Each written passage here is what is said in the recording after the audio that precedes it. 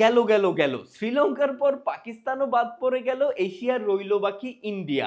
এবারের বিশ্বকাপে এশিয়ার মোট ৮টা দলের অংশগ্রহণ করার কথা ছিল, কিন্তু বাংলাদেশের বিশ্বকাপ বয়কট করায় সংখ্যাটা দাঁড়ায় ৭-এ। কিন্তু একে একে বিদায় নিতে নিতে এশিয়ার এখন শুধুমাত্র ইন্ডিয়াই বাকি আছে, তাও ঝুলন্ত অবস্থায়। আজকের ডু অর ডাই ম্যাচে ওয়েস্ট ইন্ডিজের বিপক্ষে যদি ইন্ডিয়া জিততে পারে, তাহলে এবারের বিশ্বকাপে একমাত্র এশিয়ান কান্ট্রি হিসেবে ইন্ডিয়া সেমিফাইনালে যাচ্ছে। আর যদি বাই এনি চান্স আজকের ম্যাচে ইন্ডিয়া হেরে যায়, তাহলে টি-টোয়েন্টি বিশ্বকাপের ইতিহাসে নতুন একটা রেকর্ড হতে যাচ্ছে। ২০০৭ সাল থেকে শুরু হওয়া টি-টোয়েন্টি বিশ্বকাপের বিগত ৯টা আসরের সেমিফাইনালেই অন্তত একটা হলেও এশিয়ান কান্ট্রি ছিল। তাই আজকের ম্যাচে যদি ইন্ডিয়া জিতে এবারের বিশ্বকাপের সেমিফাইনালে কোয়ালিফাই করে যায়, তাহলে ওই রেকর্ডটা, সেমিফাইনালে অন্তত একটা এশিয়ান কান্ট্রি থাকার রেকর্ডটা বজায় থাকবে।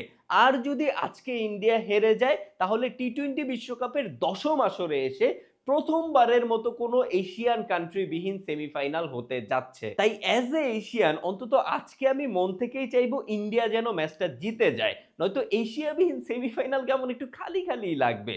যদিও বাংলাদেশ থাকলে আজকে বোধহয় এতটাও টেনশন করতে হতো না।